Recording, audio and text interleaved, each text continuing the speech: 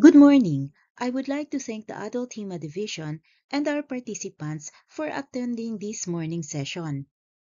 All health services that perform transfusions should establish a hospital blood transfusion committee to implement and oversee quality assurance of transfusion medicine activities. Blood saves lives, but inherent to these benefits are potential risks associated with transfusion. That is why our topic is mitigating risk, and we shall be revisiting the role of the Hospital Transfusion Committee.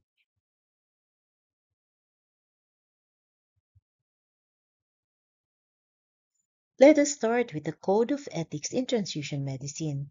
The International Society of Blood Transfusion endorses the principles contained in the Convention for the Protection of Human Rights and Dignity of the Human Being with regard to the application of biology and medicine.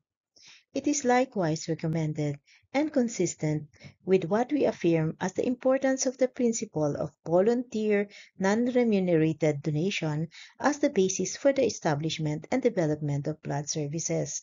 Likewise, it is also recommended to practice hemovigilance and patient blood management. Used appropriately, transfusions save lives. However, this carries risk for the recipient and should be prescribed only for conditions with significant potential for morbidity or mortality that cannot be prevented or managed effectively by other means. Studies, including that of Paran et al. In the early 1990s, have shown that the quality of blood is better among volunteer non-remunerated blood donors and that the paid blood donation system carries a high risk of transfusion transmissible infections and other problems. This has led to the implementation of Republic Act 7719, otherwise known as the National Blood Services Act of 1994, on May 18, 1998. This was enacted to promote safe and efficient blood banking and transfusion practices in the Philippines. Aligned with the law, among the requirements for hospitals to operate is the establishment of an active hospital blood transfusion committee.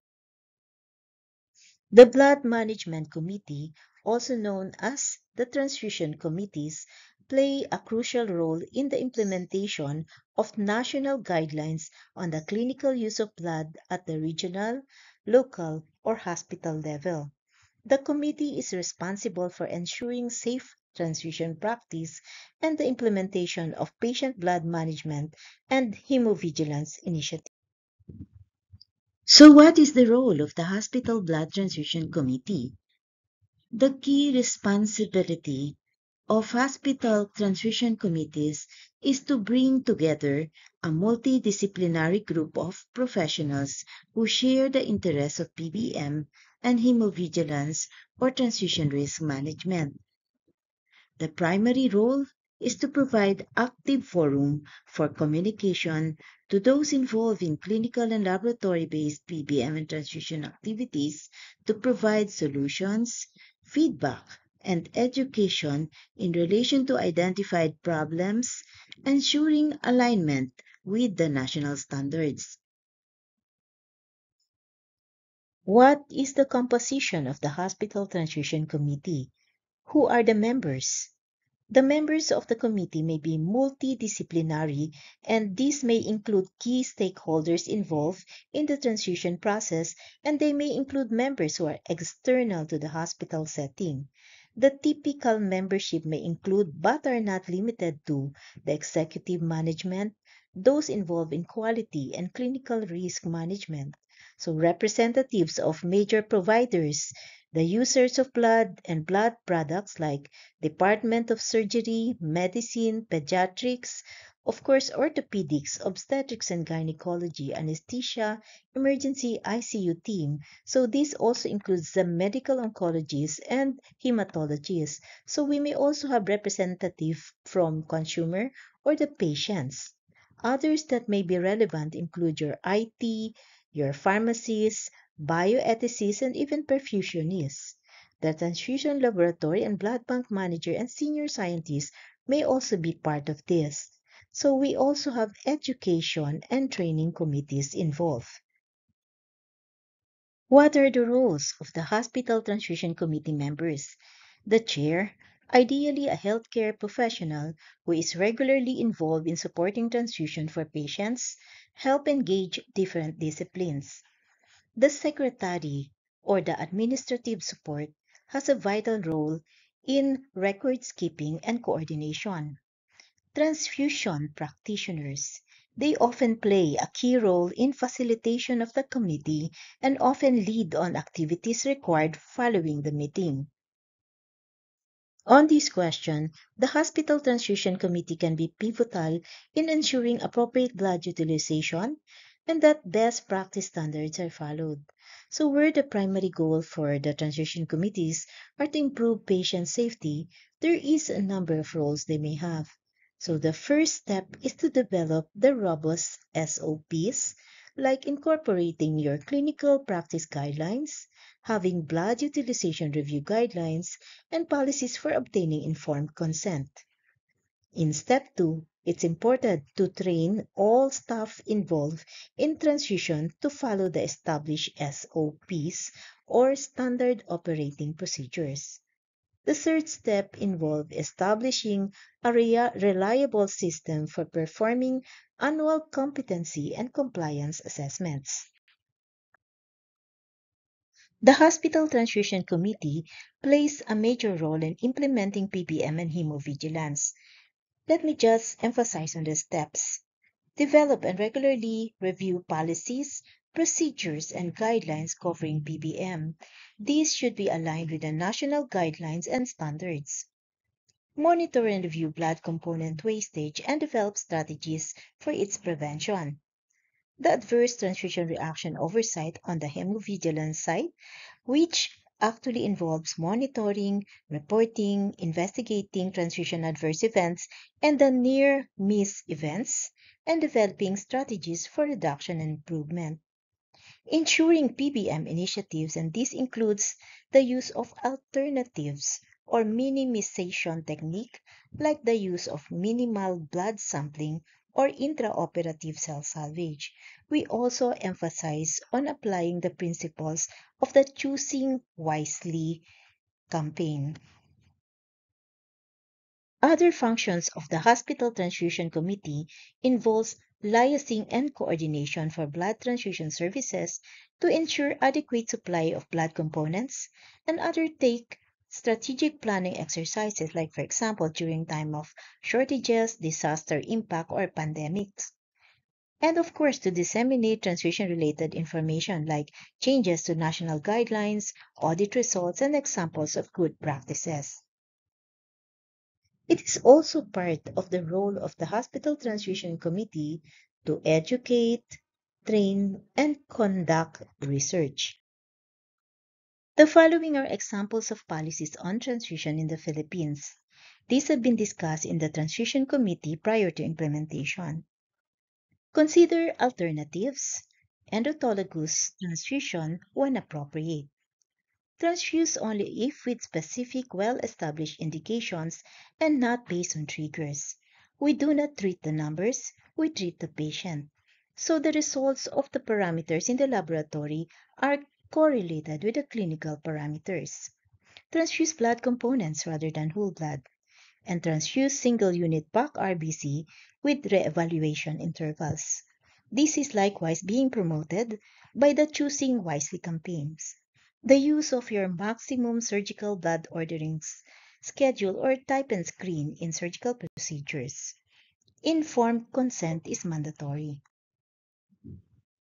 Under informed consent, the physician in charge of the patient should be responsible for obtaining informed consent for blood transfusion, and this should be recorded in the medical chart.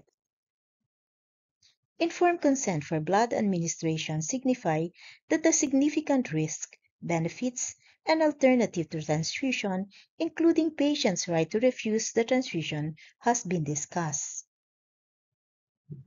What is patient blood management? This is an evidence-based, multidisciplinary approach to optimizing the care of patients who might need blood. PBM improves patient outcomes by improving the patient's medical and surgical management in ways that boost and conserve the patient's own blood. As a consequence of better management, patients usually require fewer transfusions, thus avoiding transfusion-associated complications and additional costs. Having champions who will work on this is vital. So shown here are the three pillars. In the interest of time, we will not be discussing this in detail. So these are some PBM guidelines that you may actually look into. In the interest of time, we actually cannot discuss each one of them. The most common cause of anemia worldwide is iron deficiency anemia. We know that iron deficiency anemia is not a diagnosis, but it is a manifestation secondary to an underlying pathology. We have here the sample algorithm on iron deficiency and iron deficiency anemia management using the principle of patient blood management. You can actually use this as your basis for creating pathways in your hospital, and this should be discussed during your HBTC meeting. In here, usually if we have a severely symptomatic patient who has a cardiovascular compromise, we use the restrictive principle of red cell transfusion and we target a hemoglobin of around 7 to 8 grams per deciliter, and then we follow this with iron replacement therapy, and so forth. Red cell transfusion should not be dictated by the hemoglobin alone, but this should be based on assessment of the patient's clinical status. In patients with iron deficiency or depleted iron stores, replacement iron therapy is indicated. Note here the algorithm. If the patient is actively bleeding, then we can consider transfusing 1 unit, then reassess. And if there is hemorrhagic shock, we activate the massive transfusion protocol. If the patient is not actively bleeding and the hemoglobin is less than 7, then we may also consider transfusion based on the manifestation of the patient. Transfusion may not be required in well-compensated patients, so they may actually be given medical management. This may be familiar with a lot of you. This is actually from the blood request form that we have in our institutions, and this is from the National Voluntary Blood Services Program of the Philippines. So we note here the indications for transfusion, and if it doesn't follow these indications, this is actually subject to audit. Note that in restrictive transfusion, we use the threshold of 7 grams per deciliter. Let me recommend the following sites, as these may also provide useful information to inform your work on patient blood management. A vital role of the Hospital Transfusion Committee is risk mitigation. So what is hemovigilance? This is a systematic surveillance of transfusion-related adverse events and reactions encompassing the entire transfusion chain and aimed at improving the safety of the transfusion process.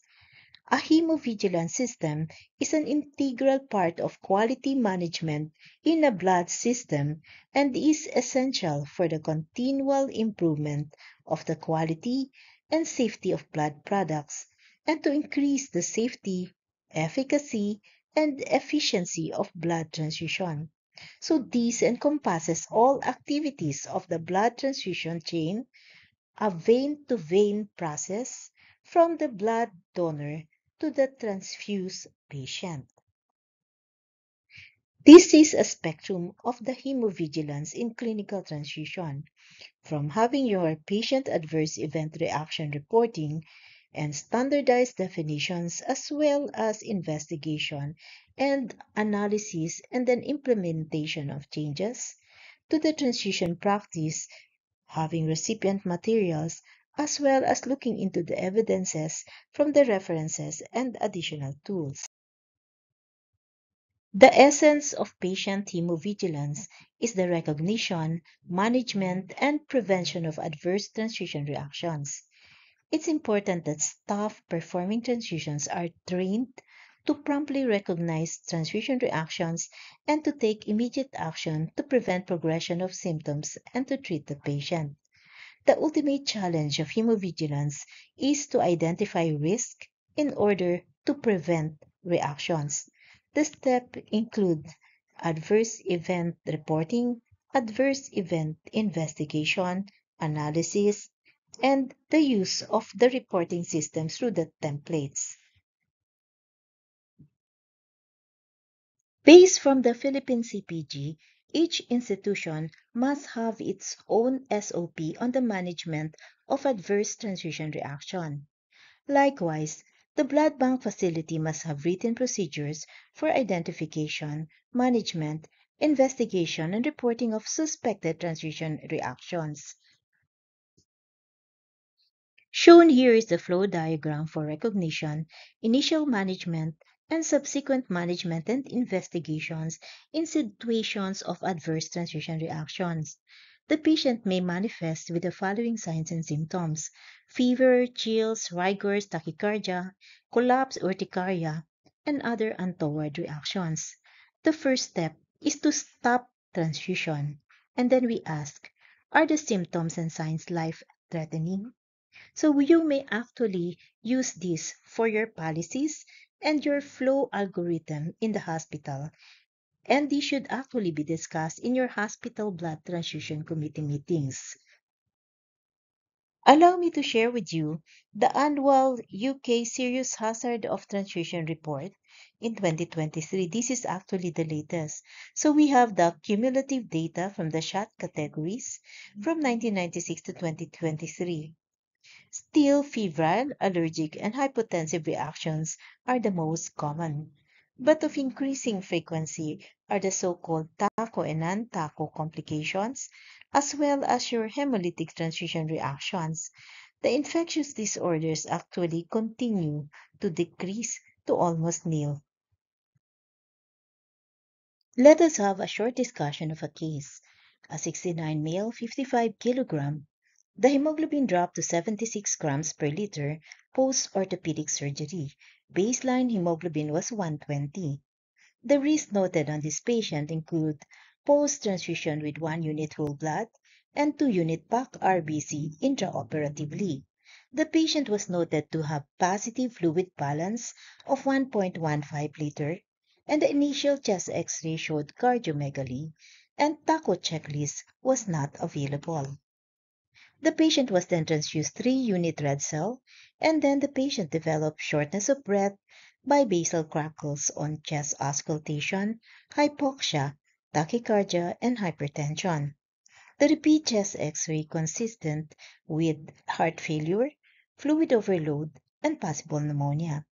The patient was transferred to the ICU and was on continuous positive airway pressure ventilation. The respiratory status improved with diuretics, nitrates, and fluid restriction. Post-BT hemoglobin was 121 grams per liter. On investigation of the adverse transfusion reaction, the impression is transfusion-associated circulatory overload or TACO, and inappropriate utilization of red cell is noted, especially with the use of whole blood and the use of almost 6 units of red cell. This is then an indication for an audit. And likewise, based from the hospital blood transfusion committee discussion, they then decided to develop and implement a policy on TACO, as well as including checklists and education. The following guidance tool has been developed to support local investigations following reports. So we have here the TACO investigation report. It is vital that, especially among those patients who have predisposition, that the pre-transfusion TACO risk assessment be performed. This involves the following questions.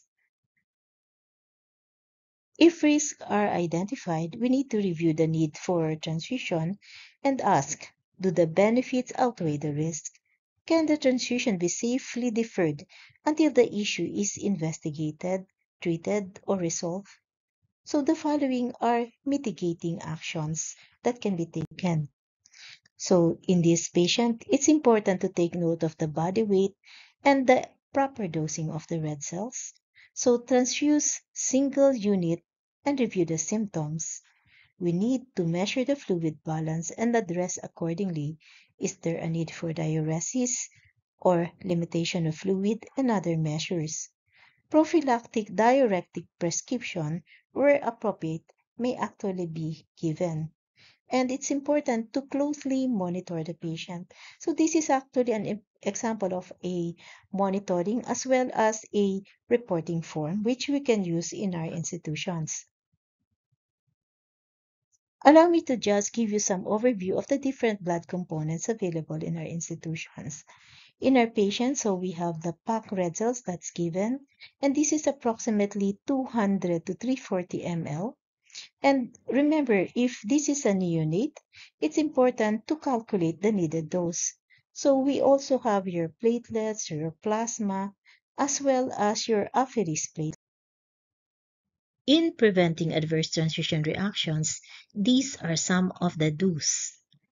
First is read all related local policies, identify patients, always place a wristband, and read the details in the wristband. Access communication, do ask the patient for their full name and date of birth at every intervention. Check details against wristband before carrying out a procedure or administering blood. This also goes with the specimen labeling. It's important to be warm, work accurately, and reduce mistakes. With this, we promote transfusion safety. In the checklist for healthcare record documentation of transfusion, the following information must be documented. First is the indication for blood transfusion, the consent for blood product transfusion, the blood product prescription, the compatibility testing and label. We should start and complete the time of each unit, patient observations, outcome of the transfusion in terms of desired effect, as well as occurrence and management of any adverse reactions if possible. Although there are challenges, this can actually be overcome with resources that are usually available in your area.